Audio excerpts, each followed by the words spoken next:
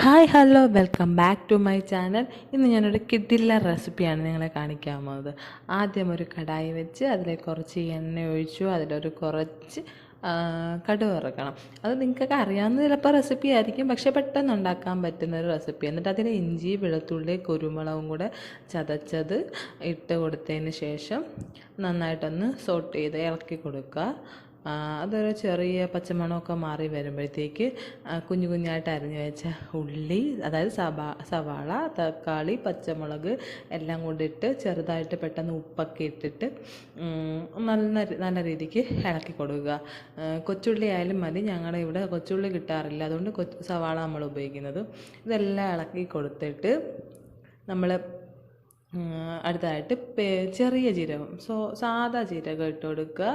അതിന് ശേഷം അതിൽ ഒരു സ്പൂൺ മതിയായിരിക്കും. എന്നിട്ട് നമ്മൾ ഉപ്പും മഞ്ഞളും ഇട്ട് വേവിച്ച് വെച്ചിരുന്ന കോളിഫ്ലവർ ചെറുതായിട്ട് കട്ട് ചെയ്തിട്ട് കൊടുക്കുക. എൻ്റെത് കുറച്ച് വലുതായിപ്പോയി, അതിലും ചെറുതാക്കേണ്ടതായിരുന്നു, പിന്നീട് ഞാൻ ആലോചിച്ചത്. ഇട്ട് കൊടുത്തതിന് ശേഷം നന്നായിട്ട് ഇളക്കുക.